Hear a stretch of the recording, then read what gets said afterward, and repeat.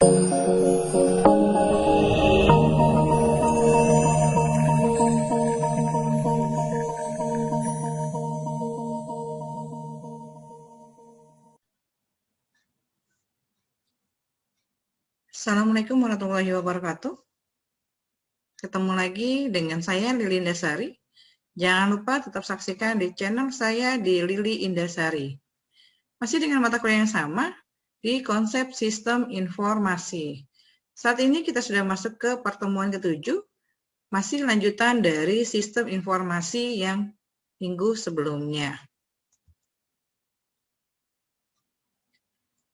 Di dalam sistem informasi ada yang namanya building block atau komponen-komponen dengan istilah blok bangunan atau building block yang terdapat di dalam suatu sistem informasi. Ada blok masukan, keluaran, model, teknologi, basis data, dan kendali.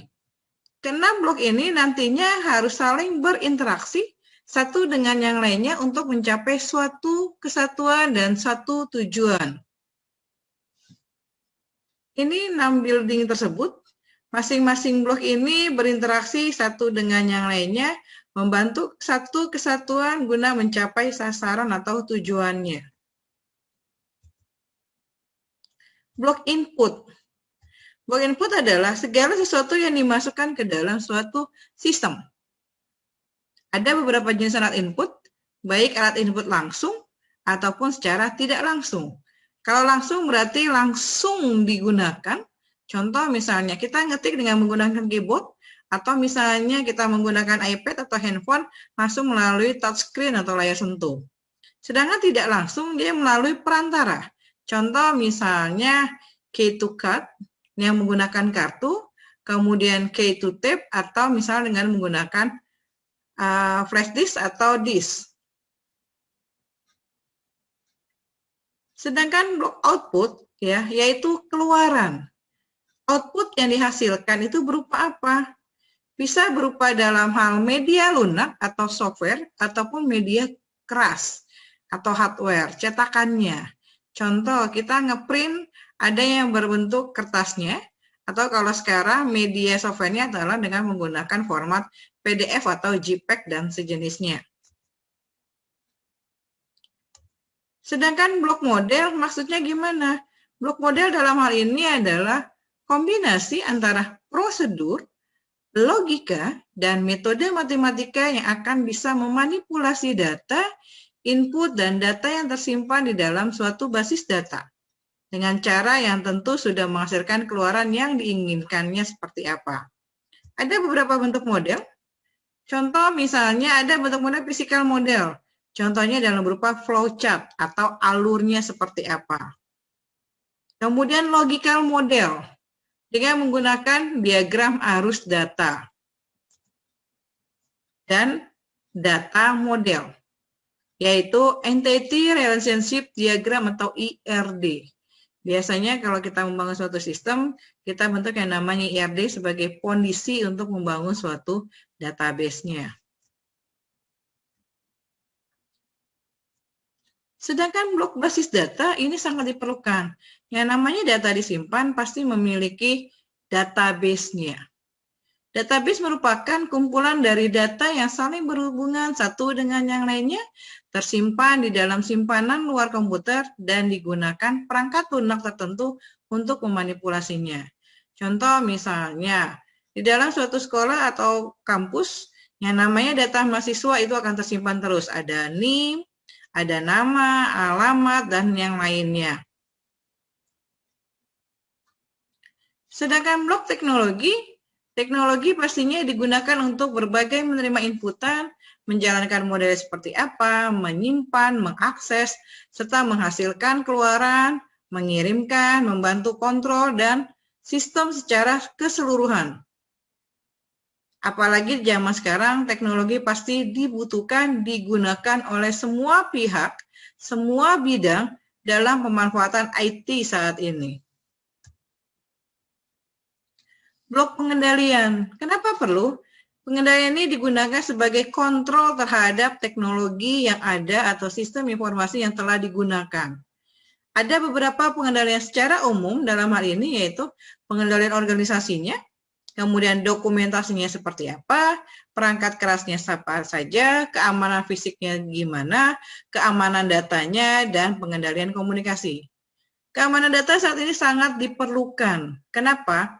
Karena banyak orang-orang tertentu yang mungkin tidak berwenang untuk mengaksesnya, tetapi dia masuk atau membobol sistem tersebut.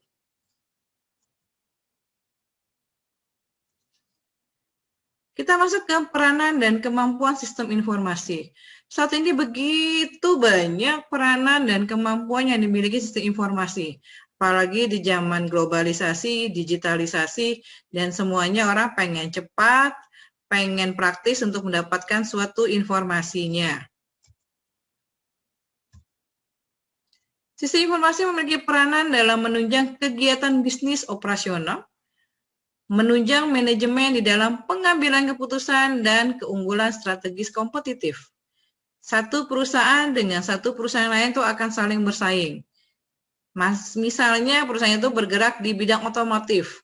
Antara perusahaan A dengan perusahaan B pasti akan saing, memiliki saingan antara satu kompetitif dengan kompetitif yang lainnya. Si A ngeluarin yang baru, gak lama si B akan mengeluarkan produk yang barunya.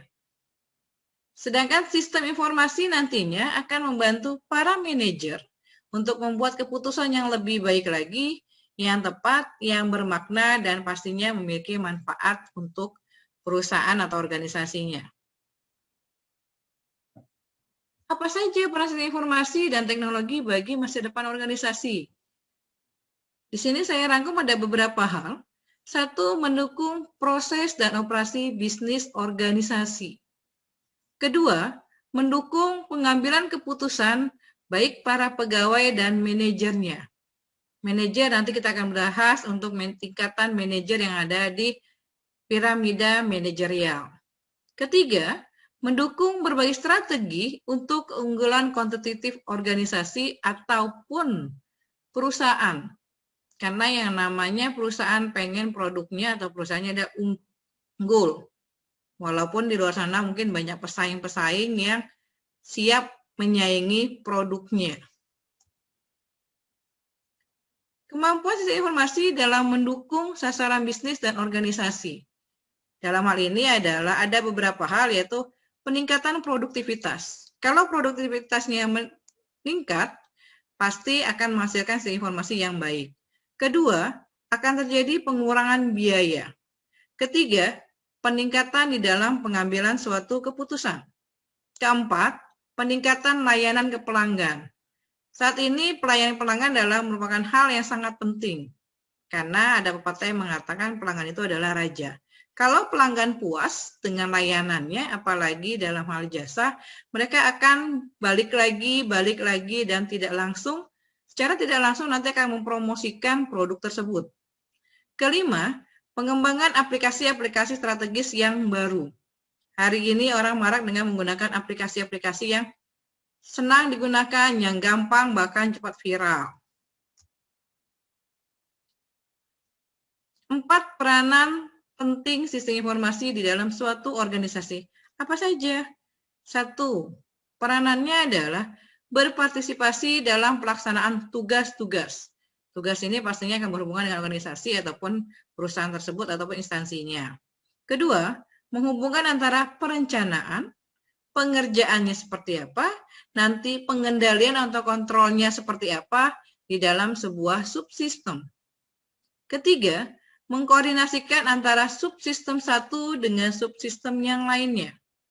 Dan terakhir adalah mengintegrasikan satu subsistem dengan subsistem yang lainnya. Jadi sistemnya nanti dibuat terintegrasi antara satu dengan yang lainnya. Beberapa peran sistem informasi dalam berbagai bidang. Saat ini yang namanya sistem informasi, saya yakin hampir semua bidang di dalam kehidupan ini menggunakan peranan dari sistem informasi yang luar biasa. Dalam hal pemerintahan, banyak. Misalnya, kalau dulu buat KTP, kemudian dan lain sebagainya, itu masih manual. Sekarang semuanya sudah bisa online.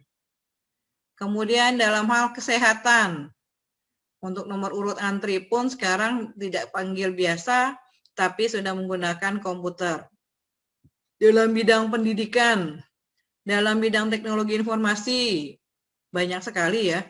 Dalam bidang bisnis contohnya yang beberapa tahun ini marak yaitu banyaknya penjualan secara online.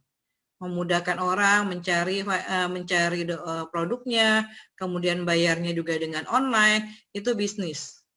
Kemudian dalam hal sosial, dalam hal pertanian dan perkebunan, ekonomi, kedokteran, entertainment, pertahanan, dan masih banyak lagi bidang-bidang yang pastinya memiliki sistem informasi dan peranan sistem informasi yang begitu banyak, peranan yang sangat luas di dalam implementasi kehidupan sehari-hari untuk saat ini. Ya, itu saja untuk materi saat ini di pertemuan ke-7 atau part ke-7 dalam hal peranan sistem informasi yang begitu banyak, yang begitu luas terhadap perkembangan globalisasi zaman, perkembangan masyarakat saat ini dengan masyarakat sebelumnya gitu ya. Terima kasih sudah menonton channel saya di bagian ke-7 video pembelajaran ini. Semoga bisa bermanfaat bagi semua orang, banyak orang, khususnya mahasiswa yang sedang mengambil mata kuliah konsep sistem informasi. Terima kasih. Assalamualaikum warahmatullahi wabarakatuh.